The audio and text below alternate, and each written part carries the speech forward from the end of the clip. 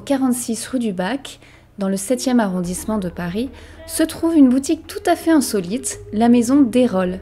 Ici, on collectionne animaux empaillés, anciennes cartes du monde et autres objets aussi rares qu'insolites. Spécialisée dans la taxidermie et l'entomologie, elle est à la fois une mecque pour les collectionneurs, mais aussi un temple de la curiosité, un cabinet des merveilles. La maison Desrolles fascine et tente de comprendre le monde à travers toute sa bizarrerie et sa diversité, en créant un microcosme de l'étrange.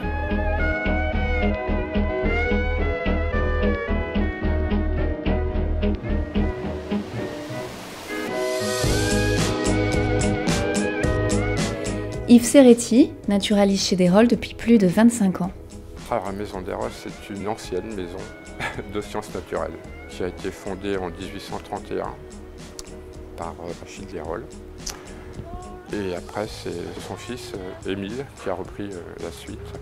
Donc la maison, essentiellement, au départ, en 1831, c'était pour faire connaître les sciences naturelles dans les écoles. Oui, à l'ère d'Internet, bon, ça peut paraître un petit peu, je dirais pas désuet, mais Desrolles, c'est un grand cabinet de curiosité en lui-même.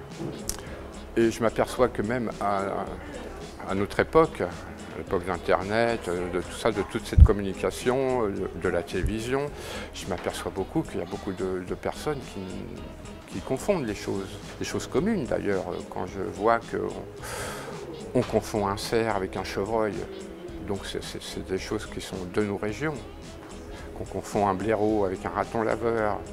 Donc je me demande si les gens regardent quelque chose ou cherchent quelque chose à apprendre, parce que là, moi, ça me paraît aberrant. Non, on ne peut pas naturaliser n'importe quel animal, parce qu'il faut faire attention à la protection de la nature. Voilà, il y a des animaux qui sont protégés et qu'on n'a pas le droit de faire. Donc là, il faut être très vigilant. Sur les CITES, c'est-à-dire les autorisations aussi, sur les lois aussi, hein, parce qu'il y a les lois de 1976 qui interdisent toute chasse, par exemple, de rapaces. Alors, comment on naturalise un animal? Déjà, il faut l'ouvrir, donc il faut ouvrir l'animal et tout vider.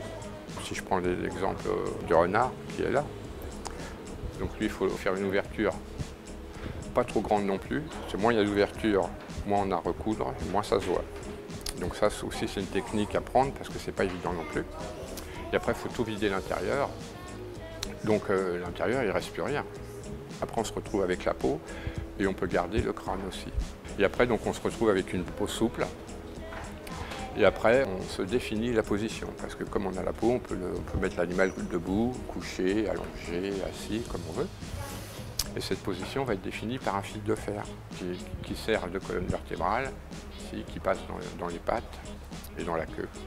Et à l'intérieur, c'est de... Voilà, ça c'était de la paille. Voilà. Ici, c'est de la paille. Donc on refait tout un mannequin en paille. Et après, pour redonner des expressions, comme ici, comme là, ici, on met de la terre à modeler. On refait une sculpture intérieure avec de la terre à modeler.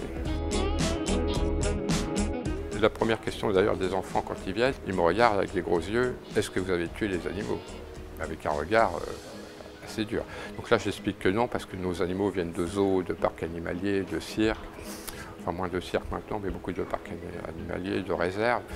Donc nous, on les récupère, on rachète les dépouilles quand ils sont morts, de mort naturelle, ou d'accident aussi. Donc une fois expliqué ça, ça va mieux. Je ne suis pas le tueur d'animaux.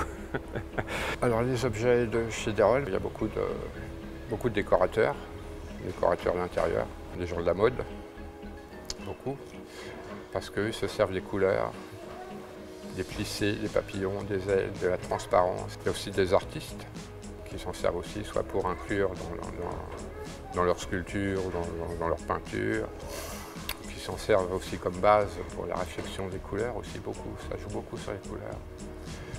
Donc ça touche aussi à un domaine assez vaste, hein, parce que, puis par exemple aussi pour les yeux des animaux, j'en vends aussi beaucoup, pas pour la taxidermie, mais pour les marionnettes, pour les cannes anciennes avec des têtes de chiens, des têtes de canards, les petits jeux et tout ça. Pour les sculptures aussi, pour les vêtements. Il y en a qui en font des boutons de manchette. C'est intéressant, on touche vraiment tout le monde.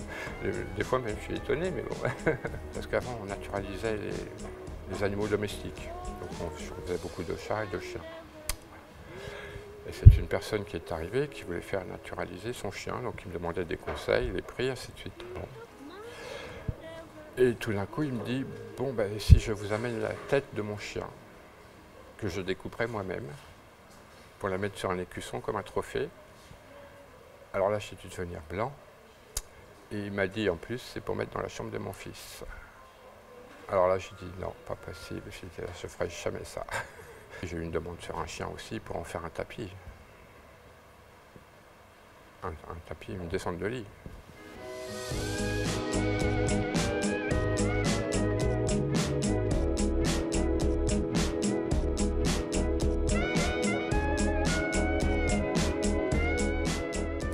Nous avons eu un incendie en 2008, 1er février 2008. C'est une date qui va me marquer d'ailleurs, 1er février 2008. Ouais, un énorme incendie d'ailleurs, parce que ça a presque tout ravagé ici.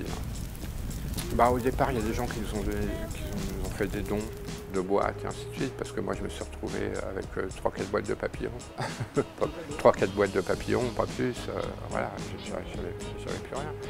Donc les naturalistes ont fourni un gros effort aussi de choses. Les gens de chasse aussi nous ont donné pas mal de choses pour pouvoir repartir, pour pouvoir relancer la machine.